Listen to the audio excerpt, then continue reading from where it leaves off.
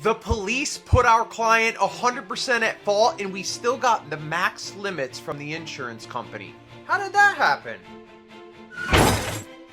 Okay, look, you can't do this on every single case, but in this specific case, we were able to make it happen. Our client was walking across the street and a vehicle was coming down the road and hit him as a pedestrian. The police put him 100% at fault because he walked before the crosswalk told him to walk. But here's the thing. He had about $500,000 in medical bills. The insurance company of the vehicle that hit him only had a $30,000 policy limits. So what happens in a case like this, we go to the insurance company and say, we know that the crosswalk told him not to walk, but the vehicle was way down the road and they could have still tried to stop and not hit our client walking across the street. Which is technically true. Just because the crosswalk says that he can't walk, it doesn't mean that the person driving down the street could just plow people over in the middle of the road. Now, typically the insurance company would just basically say, kick rocks, bro, we're not going to give you any type of settlement. But in this situation, the risk is so high for the insurance company because if we file a lawsuit on a case like this, it's probably worth $1 million, $2 million, $3 million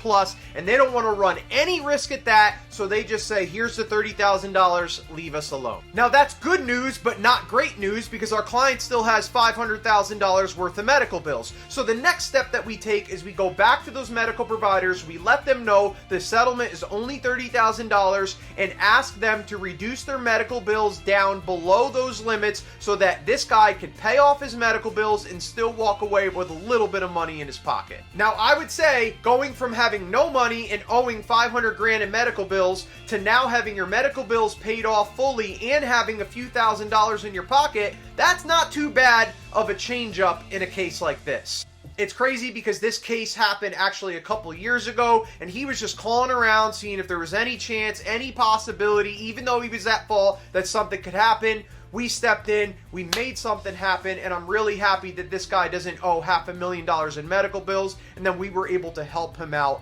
in this case. If you would like a free case evaluation, you could text 832-925-2030, or you can go to our website, texascaraccidents.com, and answer 5 questions, and myself will personally call you and talk to you about your case and let you know all the different pathways, what you're entitled to, what I may be able to see in your case. Thank you and have a good day.